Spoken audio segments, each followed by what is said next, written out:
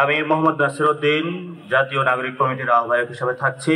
আমার সাথে সদস্য সচিব হিসেবে থাকছেন আখতার হোসেন, আর আমার সাথে মুখপাত্র হিসেবে সামান্তা শারমিন থাকছেন। এই কমিটির বর্ধিতাংশ আরো হবে, যার মধ্য দিয়ে আমরা অতি দ্রুত সত্তর পূর্ণাঙ্গ কমিটি প্রকাশ করব। ছাত্ররাও যদি জনতাকে ঐক্যবদ্ধ করে আজকে একটা কোনো কিছু করতে চায়, সেখানে অবশ্যই আমাদের থাকা দরকার বলে মনে করেছি। এই জন্য আমি আজকে এসেছি এবং আমি একটা ফর্মও ফিল আপ করেছি এবং লিখেছি যে আমি একটা রাজনৈতিক দলের প্রধান এবং জোট প্রধান, বাট আমি নাগরিকও।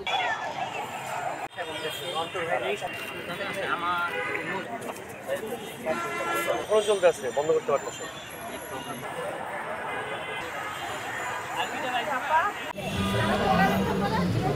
আমি মোহাম্মদ নাসিরউদ্দিন জাতীয় নাগরিক কমিটির আহ্বায়ক হিসেবে থাকছি। আমার সাথে সদস্য সচিব হিসেবে থাকছেন আখতার হোসেন, আর আমার সাথে মুখপাত্র হিসেবে সামান্তা শারমিন থাকছেন। আমাদের যত পরিধি রয়েছে, আলোচনা রয়েছে, সবকিছুই আমাদের ভ্যালিডিটি বা অথরাইজ যে সিগনেচার হবে, মিডিয়া কর্মীদের সাথে আমাদের সামান্তাপুর সাথে কথা হবে এবং আমাদের নাগরিক কমিটির যত বক্তব্য যাবে সবকিছু সামান্তা শারমিনের মাধ্যমেই। অতিরিক্ত যে কোনো বক্তব্য অন্য কোনো সদস্যের মাধ্যমে গেলে আপনারা সেটা লায়াবল থাকবো না। সেটা হলো সবকিছুর মধ্যে সামান্তা শারমিনের মাধ্যমে বক্তব্য যাবে। আর আমরা আমাদের ফোরামের মাধ্যমে যে আলোচনা হবে, সেই আলোচনার মাধ্যমে আমরা একটি নীতি অবলম্বন করে বিভিন্ন টক শো থেকে শুরু করে মিডিয়া কর্মীদের সাথে আমরা দ্রুত একটা প্রতিনিধি দল বা একটা অর্গানাইজিং কমিটি ঠিক করব। সেই বিষয়ে আজকে আপনাদের জানিয়ে দিলাম।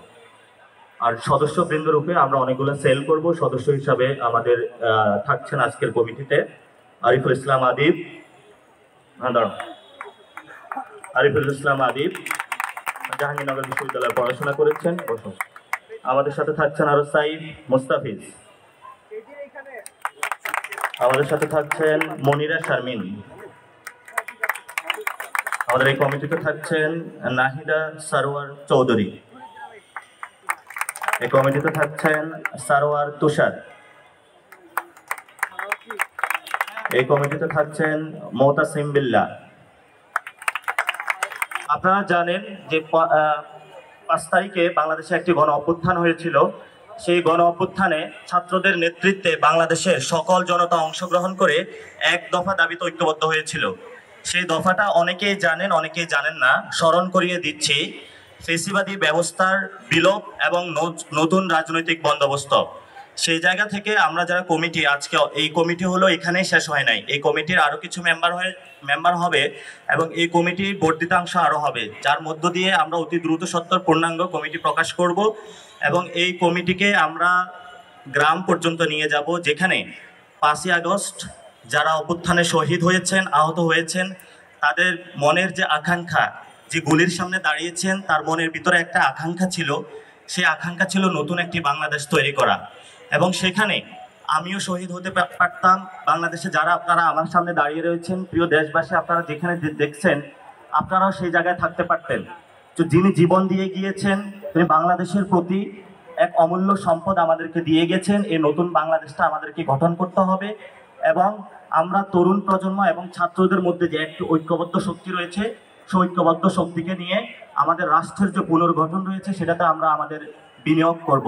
যতটুকু চাবো যে স্টুডেন্টরা যেহেতু সবকিছু করছে, তো স্টুডেন্টরা যাতে এটা হ্যান্ডেল করতে পারে, এমন কোনো সরকার হাতে যাতে না যায়, যাতে আমাদের দেশটা আবারও আগের মতো হয়ে যায় বা এমন কেউ ফিল না করে যে আমরা যে সরকার হারাইছি ওটা ঠিক করিনি। আমাদের মতামত হচ্ছে যে আমরা সবাই একসাথে কাজ করেছি, সেক্ষেত্রে হচ্ছে আমাদের সাথে আমাদের ভাইরাও ছিল, আমরা অবশ্যই এটাকে সাপোর্ট করি।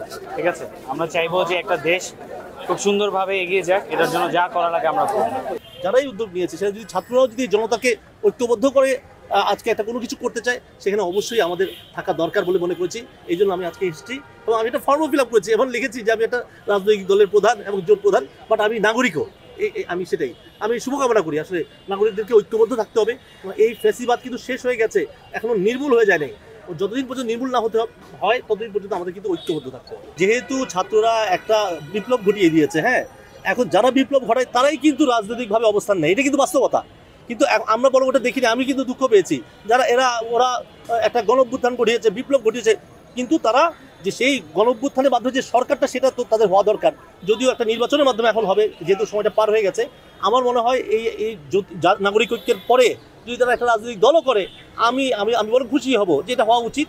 এবং এই যে যারা ছাত্র আন্দোলনের সাথে ছিল, যারা নাগরিক আন্দোলনের সাথে ছিল, এদের মধ্যে যারা রাজনীতি করার ইচ্ছা আছে, যাদের রাষ্ট্র পরিচালনা করার ইচ্ছা আছে, আমি মনে করি আস্তে আস্তে তারা একটা রাজনৈতিক দল তৈরি করলেই আমার মনে হয় দেশের জন্য ভালো হবে। যেহেতু তারা একটা গণঅভ্যুত্থান ঘটাতে পেরেছে, মানুষকে ডাক দিয়েছে, তারা জীবন দিতে পেরেছে মানুষকে ডাক দিয়ে, সেটা যদি তারা করতে পারে, তাদেরকে ভোট একটা দেবে না, এটা আমার মনে হয় না। বাংলাদেশের এই ছাত্র সমাজ এবং নাগরিকরা মিলে যারা গণঅভ্যুত্থান ঘটিয়েছে, বিপ্লব ঘটেছে, ওরা যদি কোনো রাজনৈতিক দল করে, ওরা ভালো করবে আমার বিশ্বাস।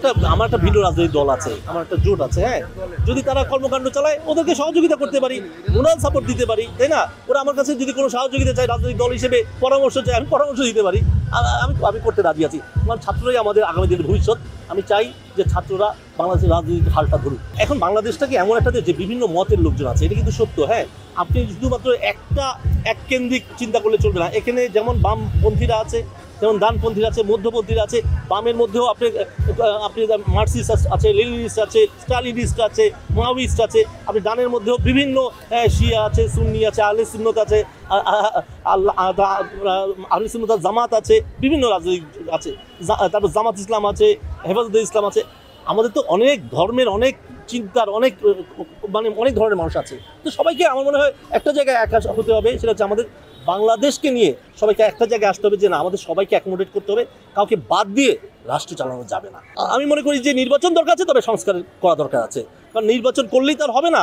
যে আমার মনে হয় যেই পরিবর্তনটা জনগণ চায়, যেই পরিবর্তনের জন্য ছাত্র সমাজ যে আন্দোলন গর্ববোধ করেছে, আমার মনে হয় ওই পরিবর্তনের সংস্কারটা হওয়া দরকার আছে। এবং এমন না যে সংস্কার আমি দীর্ঘদিন, আমি বলবো না, একটা যৌক্তিক সময় দিয়ে, সেই যৌক্তিক সময় 2 বছর হতে পারে, 3 বছর হতে পারে, কিন্তু এই 2-3 বছরের মধ্যে করে একটা নির্বাচন দেওয়া দরকার আছে।